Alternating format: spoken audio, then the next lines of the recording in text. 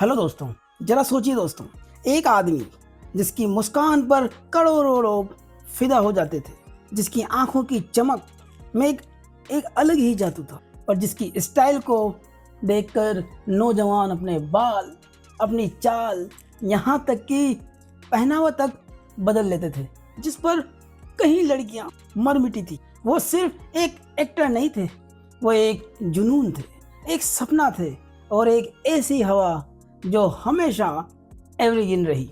लेकिन क्या आप जानते हैं, उस एवरग्रीन चेहरे के पीछे एक इंसान था जिसने भूख देखी, रिजेक्शन झेला और कई बार ऐसा भी हुआ कि पैसों के लिए जेब में सिर्फ कुछ सिक्के बचे। ऐसा ही नाम था देव आनंद।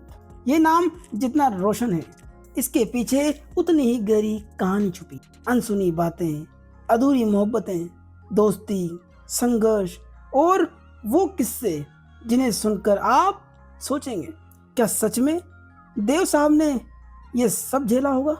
आज मैं आपको लेकर चलूंगा उस एवरग्रीन सुपरस्टार की जिंदगी में, जहां हर मोड़ पर रोमांच है, हर संघर्ष में जुनून है और हर मुस्कान के पीछे एक अनकही कहानी।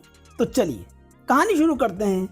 एक छोटे से कस्बे से लेकर बॉलीवुड के उस सितारे तक का सफर, जिसका नाम है देव आनंद। अध्याय 1, जन्म और शुरुआती जीवन।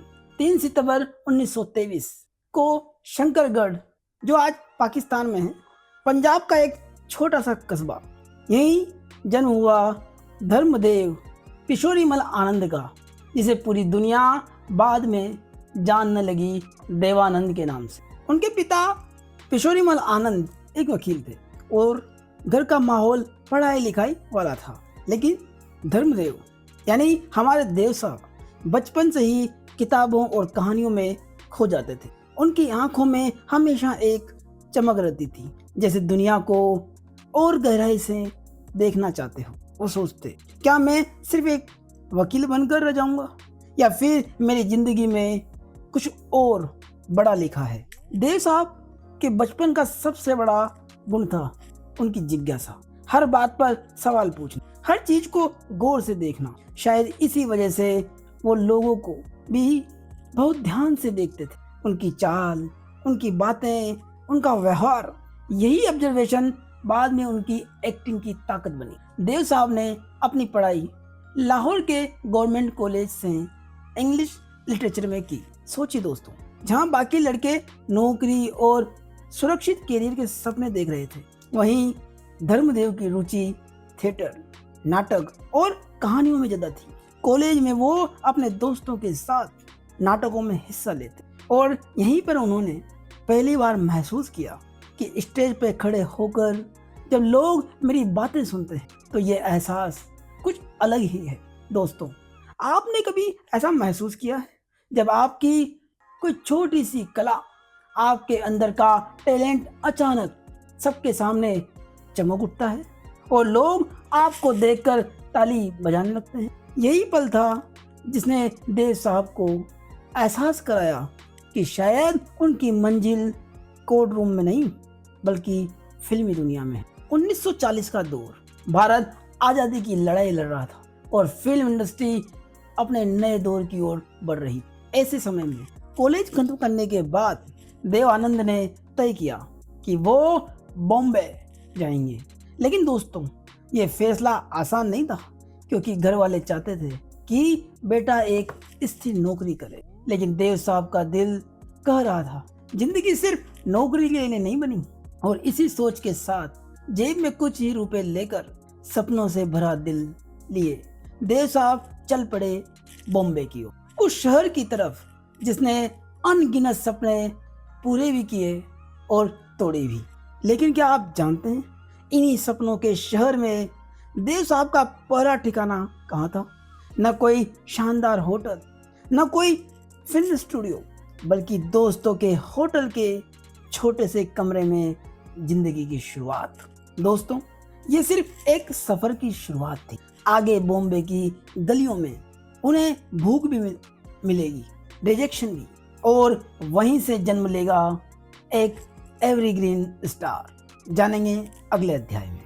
अध्याय 2, बॉम्बे स्ट्रगल और पहला ब्रेक। दोस्तों, जरा उस दौर की कल्पना कीजिए। साल है 1993। भारत अब भी आज़ादी की लड़ाई लड़ रहा है, लेकिन बॉम्बे की गलियां सपनों से भरी हुई थी। हर गली, हर स्टूडियो के बाहर सैकड़ों लोग खड़े रहते, सिर्फ इस उम्मीद में कि शायद अगली फिल्म में उनका चेहरा स्क्रीन पे दिख जाए। इसी भीड़ में एक नौजवान भी बॉम्बे आया, जेब में चंद रुपए, कंधे पर सपने और आंखों की उम्मीद की चमक। नाम है धर्मदेव किशोरीमल आनंद। लेकिन जल्द ही पूरी दुनिया उसे जानने वाली थी देवानंद के नाम से। बॉम्बे में शुरुआत आसान नहीं थी। पहले कुछ दिन उन्होंने अपने दोस्तों के होटल में बिताए। कमरे छोटे थे, भीड़ ज्यादा थी, लेकिन सपनों की गर्माहट इतनी थी कि तकलीफ महसूस ही नहीं होती। लेकिन हकीकत ये थी कि काम मिलने का नाम ही नहीं था। एक एक स्टूडियो के दरवाजे पर खड़े रहना, इंतजार करना और फिर निराश होकर लौट आना, ये रोज का सिलसिला बन गया। उनके अंदर से आवाज आती, क्या मैं सचमुच इस शहर में अपनी गहराई से जगह बना पाऊंगा, या मुझे वापस घर लौट जाना चाहिए। लेकिन दोस्तों, यही तो फर्क था देव साहब और बाकी लोगों में। जहां बाकी लोग हार मान लेते थे, वहीं देव साहब कहते, अगर किस्मत दरवाजा नहीं खोल रही तो मुझे बार बार दस्तक देनी होगी। जीने के लिए पैसे चाहिए थे, तो देव आनंद ने एक छोटी सी नौकरी पकड़ ली, सेंसर ऑफिस में क्लर्क की। यानी उनकी जिंदगी का एक नया मोड़। वहां उनका काम था चिट्ठियों को पढ़ना और ये देखना कि कहीं उसमें देशद्रोह या गुप्त संदेश तो नहीं है। सोचिए, दिन भर वो दूसरों की चिट्ठियां पढ़ते, लेकिन रात को अपनी जिंदगी की किताब के नए पन्ने लिखते। ये नौकरी सिर्फ पेट भरने के लिए थी। दिल को तसल्ली तो सिर्फ कैमरे के सामने खड़े होने से मिलती थी। दोस्तों, आपने कभी ऐसा काम किया है जिसे करने का मन न हो, लेकिन जरूरत की वजह से करना पड़े? देव साहब भी उसी दौर से गुजर रहे थे, लेकिन उनके दिल की लो बुझी नहीं और फिर किस्मत ने करवट ली। देव साहब को पुणे के प्रभात फिल्म स्टूडियो में काम करने का मौका मिला। यहाँ उन्होंने फिल्म हम एक हैं में छोटा सा रोल किया।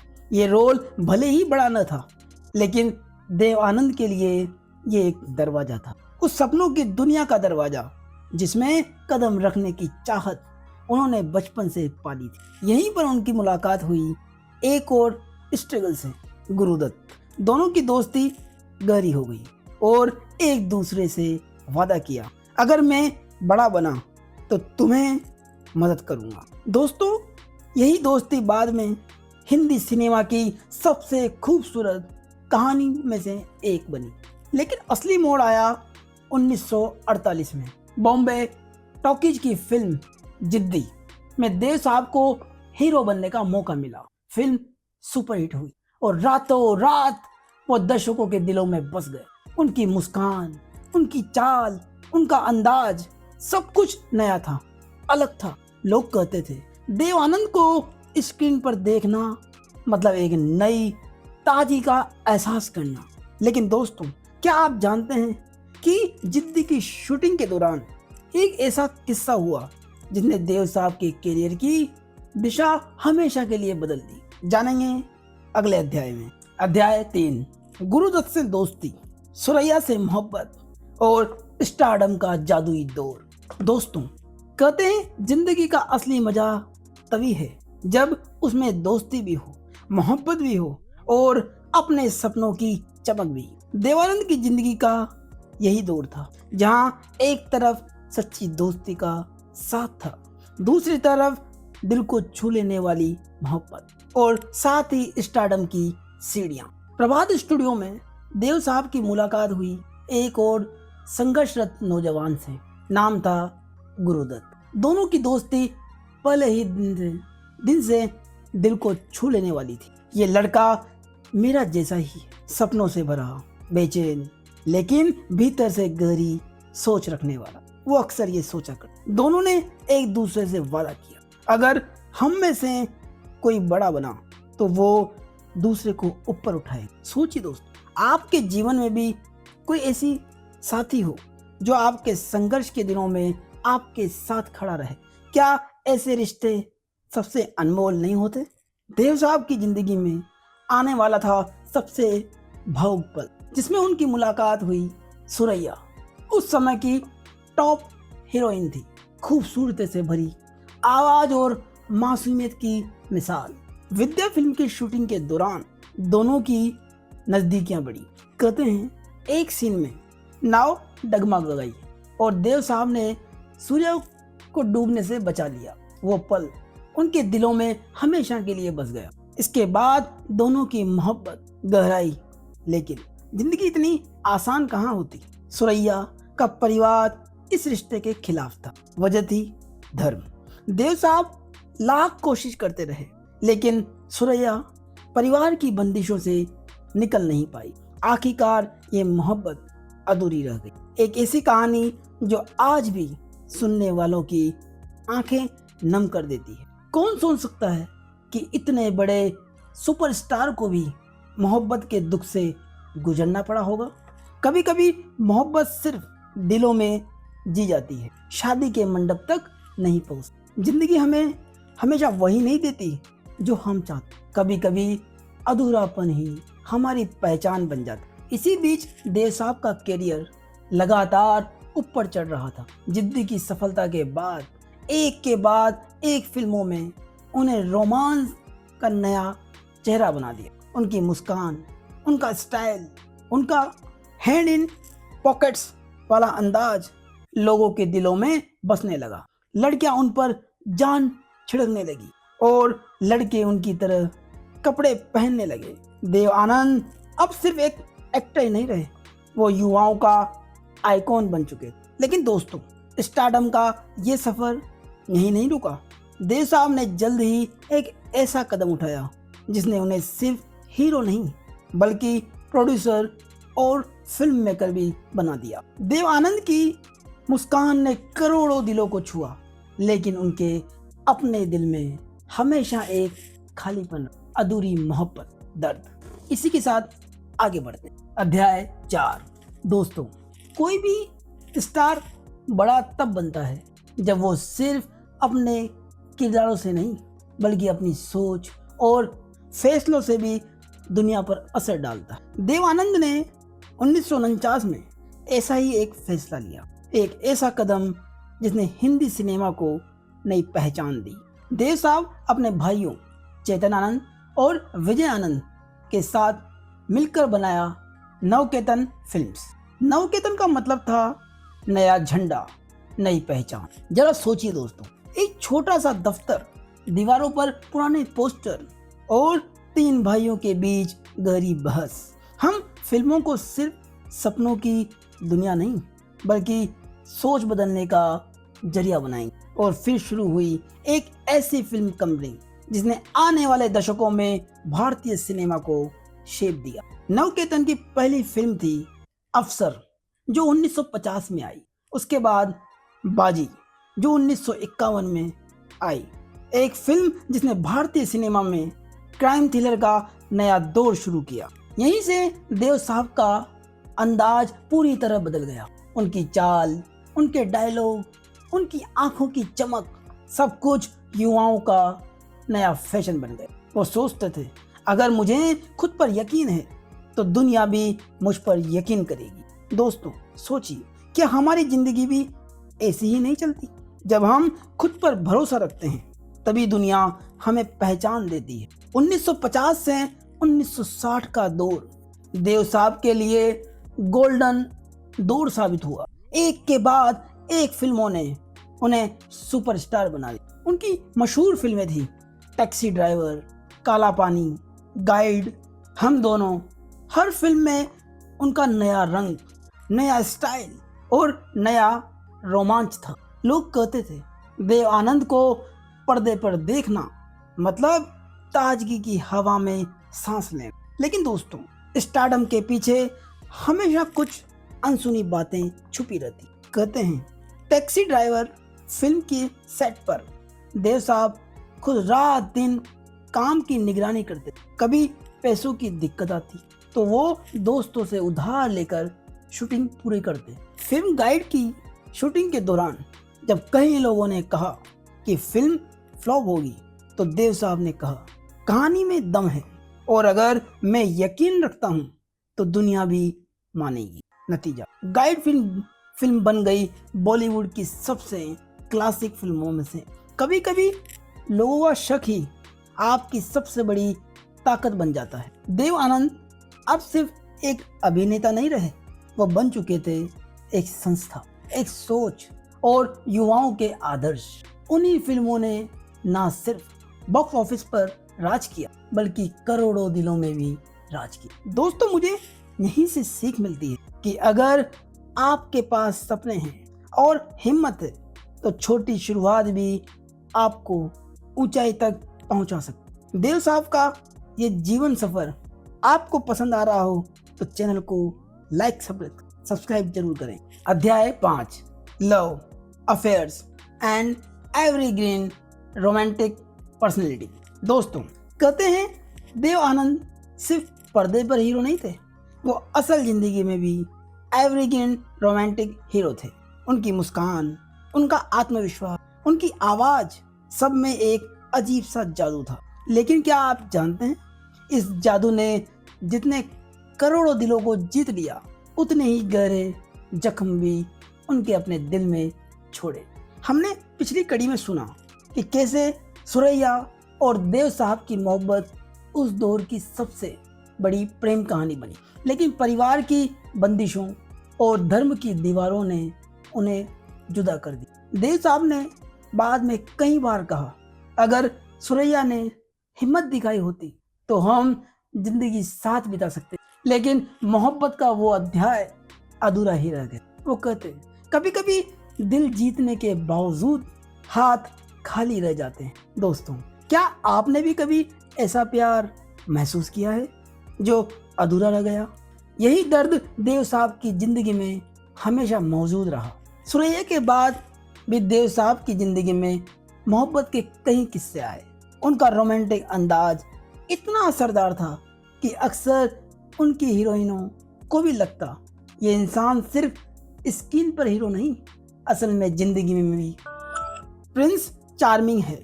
उनकी एवरग्रीन रोमांटिक पर्सनैलिटी का सबसे मशहूर किस्सा जीनत अमान से जुड़ा है। 1970 में जब हरे रामा हरे कृष्णा आई, जीनत अमान रातों रात सुपरस्टार बन गई।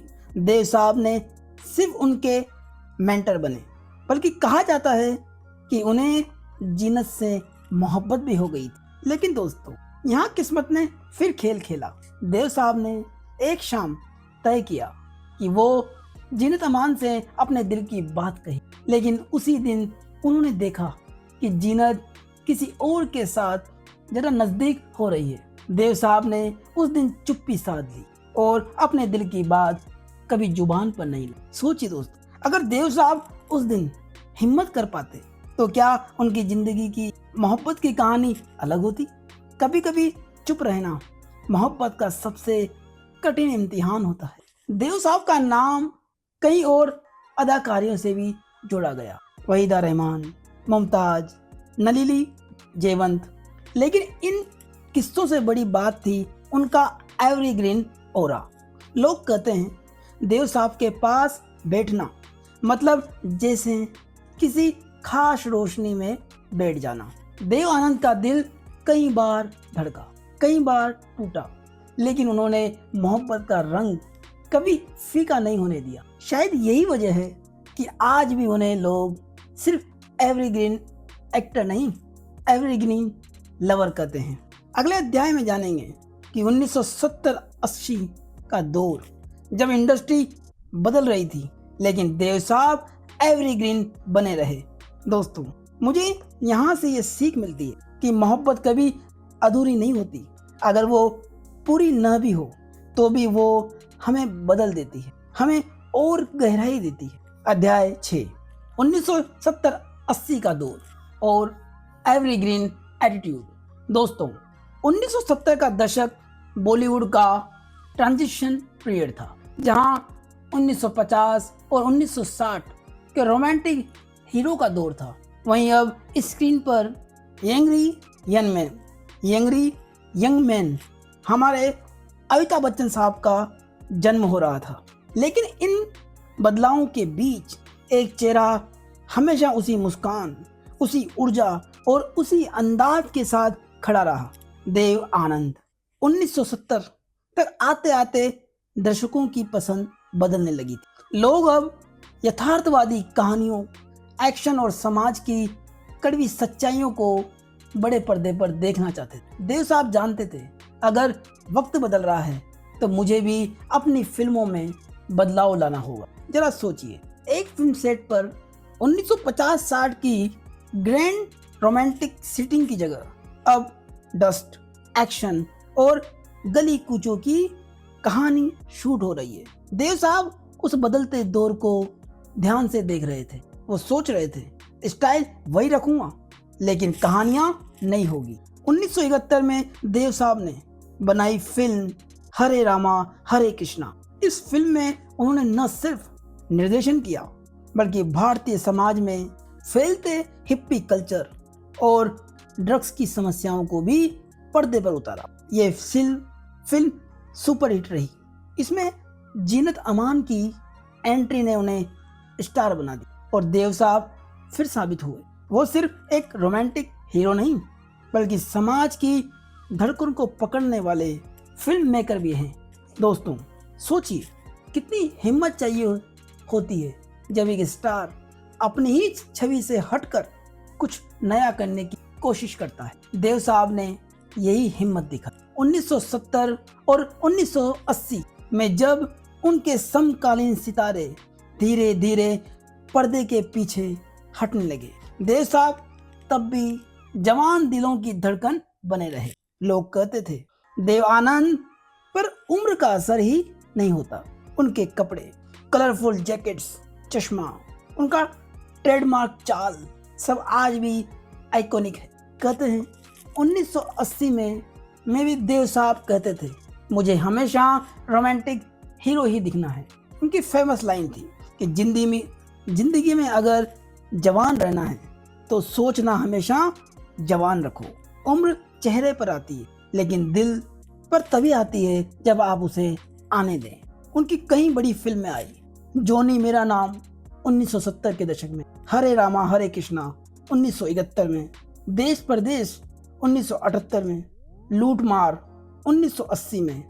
हर फिल्म में देव साहब ने कुछ नया दिया, चाहे वो कहानी हो, म्यूजिक हो या एक्टिंग का नया अंदाज।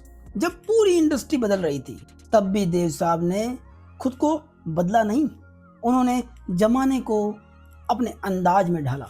यही वजह है कि वो सिर्फ स्टार नहीं, एवरग्रीन लेजेंड कहलाए, बॉलीवुड की दुनिया के लेजेंड। अगले अध्याय में जानेंगे देव आनंद और राजनीति, जब फिल्मों के हीरो ने राजनीति का सफर चुना। अध्याय 7, देव आनंद और राजनीति, नेशनल पार्टी का सफर और अनसुने किस्से। दोस्तों, सोचिए, एक सुपरस्टार जिसने करोड़ों दिलों पर राज किया, जो पर्दे पर एवरग्रीन लवर और रोमांस का बादशाह था, वही शख्स अचानक राजनीति के मंच पर खड़ा हो और कहे, अब मैं अपने देश के लिए बदलाव लाऊंगा। क्या ये हैरान कर देने वाला नहीं है? लेकिन यही तो थे देव आनंद। हर बार नए रास्ते चुनने वाले, हर बार भीड़ से अलग सोचने वाले। साल था 1975। भारत आपातकाल के दौर से गुजर रहा था। बोलने की आज़ादी पर रोक थी, अखबारों पर सेंसरशिप थी। देव साहब, जो हमेशा आज़ादी और खुली सोच के पैरोकार रहे, इस माहौल से बेचैन हो गए। वो सोचते, अगर मैं करोड़ों दर्शकों को फिल्म से सोचने पर मजबूर कर सकता हूं तो राजनीति से क्यों नहीं। यही सोच बन गई उनके राजनीति में उतरने की असली वजह। 1977 में आपातकाल खत्म होने के बाद देव साहब ने बनाई अपनी राजनीतिक party, national party of India. उनका विजन साफ था, युवाओं की आवाज को राजनीति में लाना, भ्रष्टाचार के खिलाफ आवाज उठाना और एक नई सोच और नई राजनीति की शुरुआत करना। जरा सोचिए, एक राजनीतिक मंच पर चमकते हुए कपड़े पहने देव साहब खड़े हैं और भीड़ उन्हें देखकर तालियां बजा रही है। लोग हैरान भी थे लेकिन आकर्षित भी। ये फिल्मी हीरो अब देश को बदलना चाहता है। लेकिन दोस्तों, राजनीति फिल्मी दुनिया से बिल्कुल अलग थी, जहां स्क्रीन पर देव साहब के इशारों पर दीवाने होने वाले लोग, वहीं राजनीति में असली लड़ाई विचारों, संगठन और जमीनी हकीकत से होती है। उनकी पार्टी को ज़्यादा समर्थन नहीं मिला। धीरे धीरे नेशनल पार्टी कमजोर पड़ गई और कुछ ही सालों में खत्म हो गई। दोस्तों, सोचिए, क्या होता अगर देव साहब राजनीति में सफल हो जाते?